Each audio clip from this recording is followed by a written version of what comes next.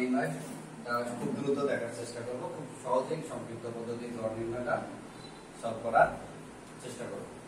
সংক্ষিপ্ত পদ্ধতিতে তোমাদের প্রশ্নে যে জিনিসটা থাকবে, প্রশ্নে দেওয়া থাকবে শ্রেণী ব্যক্তি আর এটা দেওয়া থাকবে গণসংখ্যা। তাহলে শ্রেণী ব্যক্তি গুলো দেখি 30 থেকে 40, 40 থেকে 50, 50 থেকে 60, 60 থেকে 70, 70 থেকে 80, 80 থেকে 90, 90 থেকে 100। 30 থেকে 40 এর গণসংখ্যা 4, 40 থেকে 50 এর গণসংখ্যা 6, 50 থেকে 60 এর গণসংখ্যা 12, 60 থেকে 70 গণসংখ্যা 15, 70 থেকে 80 এর গণসংখ্যা 13, 80 থেকে 90 এর গণসংখ্যা 8, 90 থেকে 100 এর গণসংখ্যা 7। তাহলে আমরা মোট এই গণসংখ্যাগুলো দেখব, গণসংখ্যাকে fi দ্বারা প্রকাশ করে। তো আমি আবার বলতেছি গণসংখ্যাগুলোকে কি দ্বারা প্রকাশ করে? fi দ্বারা প্রকাশ করে। তাহলে গণসংখ্যাগুলোকে দেখি, প্রথম শ্রেণীর গণসংখ্যা 4, 6, 12, 15, 13, 8, 9। এখানে যে যতগুলো গণসংখ্যা আছে এই গণসংখ্যাগুলোকে টোটাল গণসংখ্যা অর্থাৎ মোট গণসংখ্যাকে n দ্বারা প্রকাশ করে। n সমান সমান আমরা যদি সবগুলো গণসংখ্যা যোগ করি তাহলে আমরা পাবো গণসংখ্যা হবে কত বলো তো? 65।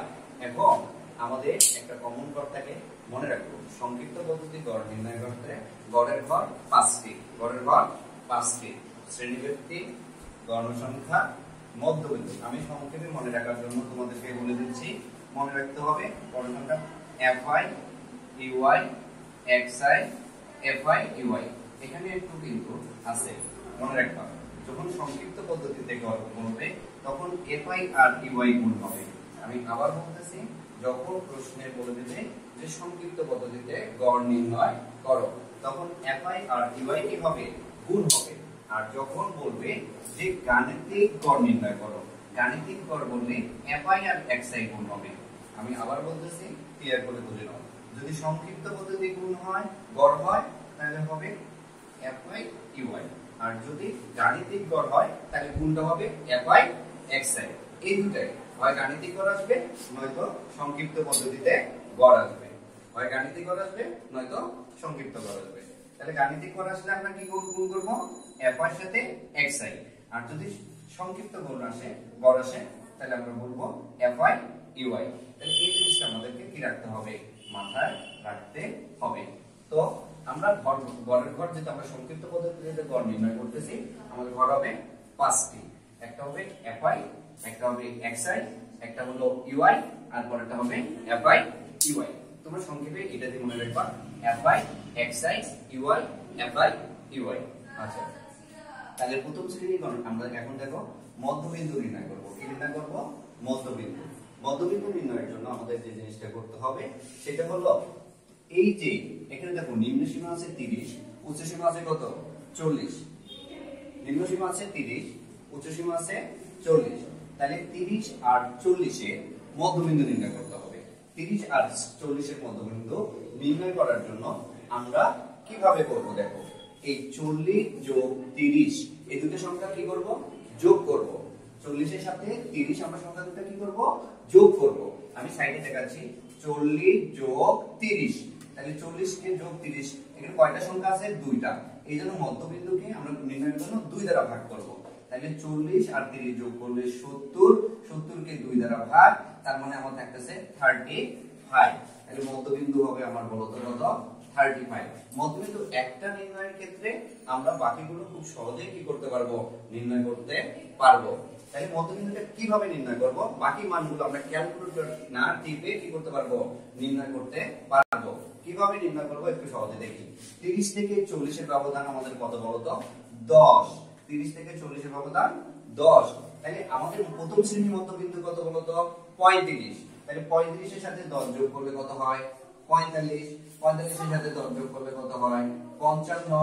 55 এর সাথে 10 যোগ করলে কত হয়? 65। 65 তে 10 যোগ করলে কত হয়? 75। 75 এর সাথে 10 যোগ করলে হয় কত? 85। 85 এর সাথে 10 যোগ করলে কত হয়? 95। এই যে সহজে আমরা মধ্যবিন্দুটা পেয়ে গেলাম। আমি আবার বলতেছি 40 আর 30 কে যোগ করে 2 দ্বারা ভাগ। 40 আর 30 কে যোগ করে 2 দ্বারা ভাগ। তাহলে আমরা 40 আর 30 যোগ করলে 70, 70 কে 2 দ্বারা ভাগ করলে আমাদের হয় কত বলতো? 35। তাহলে প্রথম শ্রেণীর মধ্যবিন্দু হলো 35। তাহলে 35 এর সাথে আমরা দেখো তো 40 আর 30 এর ব্যবধান কত? 10। অর্থাৎ আমাদের শ্রেণী ব্যবধান হলো 10। তাহলে এই যে প্রথম শ্রেণীর সাথে শ্রেণী ব্যবধানগুলো যোগ করলাম, তাহলে 35 এর 10 যোগ করলে 45, 45 এর সাথে 10 যোগ করলে 55, 55 এর সাথে 10 যোগ করলে 65, 65 এর সাথে 10 যোগ করলে 75, 75 এর সাথে 10 যোগ করলে 85, 85 এর সাথে 10 যোগ করলে 95। অর্থাৎ প্রত্যেকটা শ্রেণী ব্যবধান আমরা কি করে পেলাম, পেয়ে পেলাম। অর্থাৎ আমরা যখন পূর্বের শ্রেণীর সাথে শ্রেণী ব্যবধানগুলো যোগ করব মধ্যবিন্দুর সাথে প্রথম শ্রেণীর, তাহলে মধ্যবিন্দুর সাথে প্রথম শ্রেণীর শ্রেণী ব্যবধানগুলো যোগ করলে আমরা প্রত্যেকটা কি পাবো, শ্রেণী মধ্যমান পেয়ে যাব। অর্থাৎ শ্রেণী মধ্যমান বের করা খুব সহজ টেকনিক হলো প্রথম শ্রেণীর ব্যবধানটা বের করে, প্রথম মধ্যবিন্দুটা বের করে শ্রেণী ব্যবধানগুলো কি করে দেওয়া, যোগ করে দেওয়া। এবার আসো আমাদের আসবে মূল সমস্যাটা যেখানে হয় সেটা হলো ধাপ বিচ্যুতি নির্ণয়। সবাই আমরা এই জায়গাটায় কি করে ফেলি, ভুল করে ফেলি। আমি তোমাদেরকে সহজ একটা সলিউশন দিচ্ছি, সহজ এই ভিডিওর মাধ্যমে তোমরা একটু সবাই মনোযোগ দিয়ে জিনিসটা দেখবা যে ধাপ বিচ্যুতি যে নির্ণয়ের ক্ষেত্রে আমি তোমাদেরকে সহজে বলে দিচ্ছি যে শ্রেণীতে গণসংখ্যাটা বেশি থাকবে, আমি আবার বলতেছি যে শ্রেণীতে গণসংখ্যা বেশি থাকবে সেটাই হবে কি বলতো, আনুমানিক গড়। সেটির মধ্যবিন্দু হবে আনুমানিক গড়, সেটির মধ্যবিন্দু হবে আনুমানিক গড়।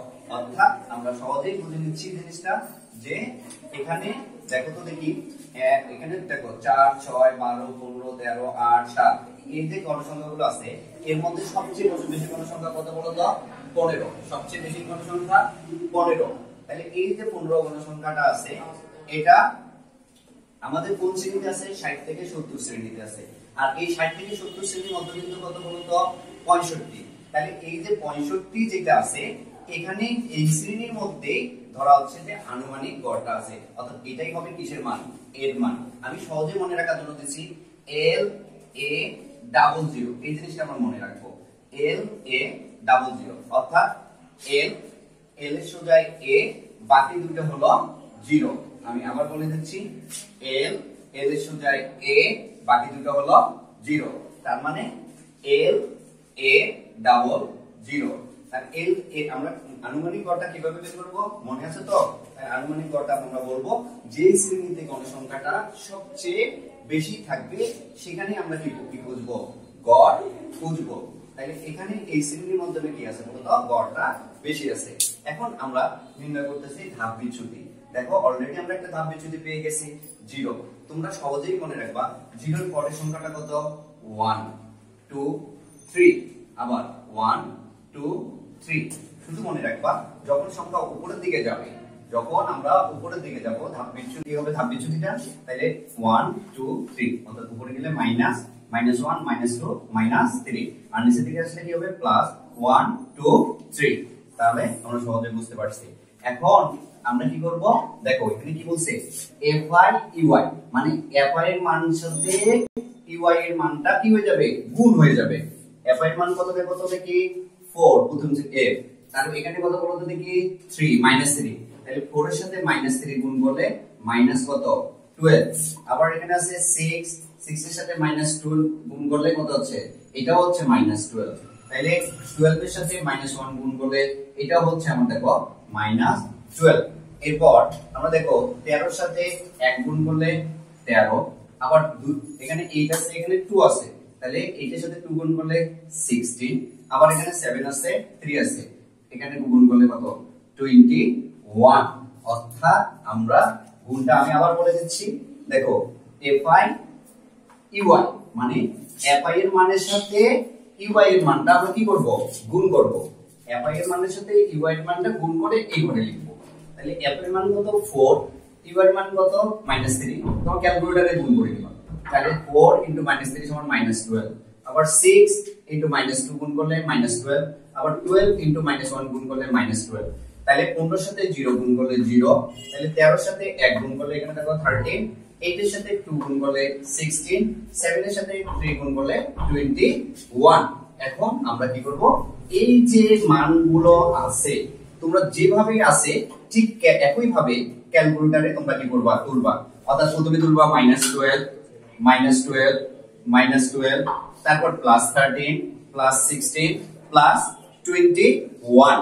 অর্থাৎ আমরা যদি মানগুলো ক্যালকুলেট করি তাহলে এই যে মানগুলো দেখতেছো -12 -12 -12 13 16 21, যদি আমরা ক্যালকুলেট করি তাহলে আমরা পাবো মোট, এটাকে দেখো এই যে মানটা আছে আমরা কি করতেছি, যোগ করতেছি না, যোগ করার পর যোগটাকে আমরা সামেশন, সামেশন অফ আমরা কিসের মান বের করতেছি বলতো, fi ey এর মান নির্ণয় করতেছি, fi ey।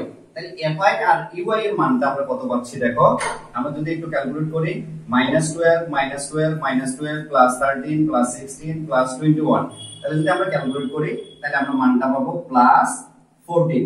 আমি এখানে বলে দিই, এখানে মানটা তোমাদের কি আসতে পারবে, প্লাসও আসতে পারবে মাইনাসও আসতে পারবে, কোনো সমস্যা নেই। যদি প্লাস আসে ভালো, মাইনাস আসলে আরো ভালো, অর্থাৎ মাইনাস আসলে ভালো, প্লাস আসলে আরো ভালো, কোনো সমস্যা নাই। আমি আবার বলতেছি, যেভাবে মানটা আছে সেম একই ভাবে আমরা কি করে নেব, মানে ক্যালকুলেটর এক্সাম -12 আছে, আগে -12 দেব, তারপর -12 আছে -12 দেব, এরপর -12 আছে -12 দেব, এরপর +13 দেব, এরপর +16 দেব, এরপর +21 দেব, দিয়ে ইকুয়াল করলে আমাদের মান আসবে কত বলতো, 14। আচ্ছা, এখন আমাদের কাজ শেষ। যদি তোমরা চার্টটা দেখতে পারো, চার্টটা ঠিকমতো করতে পারো, তাহলে অঙ্কটা তোমাদের জন্য একদম সহজ। এখন আমরা গড় নির্ণয়ের সূত্রটি লিখব। তাহলে আমরা জানি অনেকেই গড় নির্ণয়ের সূত্রটা লিখতে পারো না, তাহলে আমি তোমাদেরকে বলি যে সহজ কথা, আমরা গড় নির্ণয়ের সময় কি করি, সংখ্যাগুলো যোগফলকে মোট সংখ্যা দ্বারা কি করে ফেলি, ভাগ করি। তার মানে আমরা লিখতে পারবো, এখানে লিখবো সামেশন অফ fi ey, নিচে কত হলো বলো, n। এখন যেহেতু এটা গাণিতিক গড়ের সূত্র, এখন আমরা যদি সংক্ষিপ্ত গড় করি তার সাথে কি যোগ করতে হবে, a যোগ h হলো ভাগ, এখানে h টা কি, h টা হলো এই যে শ্রেণীব্যক্তি দেখতেছো না 30 থেকে 40, এই শ্রেণীব্যক্তি 30 থেকে 40 এর ব্যবধান কত বলতো, 10। তার মানে h এর মানটা হবে আমাদের 10। এখন আমরা সহজে বুঝে গেছি এর মান কত, আর দেখো এইটা আমরা সারণীতে দিয়ে রাখছি, এর মান কত 65 plus summation of a by ey, summation of a by মান ey এর মান পাইছি আমরা কত বলতো 14, a বাই ey এর মান পাইছি 14, n এর মান কত পাইছি, n এর মান পাইছি আমরা 65, লিখলাম 65 ইনটু h এর মান আমি তো বলে দিলাম, আমি আবার বলতেছি h এর মান হলো 30 থেকে 40 এর ব্যবধান, h এর মান হলো কত বলতো 10। তাহলে আমরা এখন ক্যালকুলেট করলে যদি দেখি তাহলে মানটা পেয়ে যাব 65 প্লাস এই 10 14 এর সাথে গুণ হয়ে গেলে 140, আর নিচে থাকতেছে কত 65। আমরা যদি একবারে ক্যালকুলেট করি তাহলে সহজে দেখতে পারবো 65 প্লাস আমরা সাইন দিব 140 ভাগ 65, আমরা ইকুয়াল যদি করি তাহলে 67.15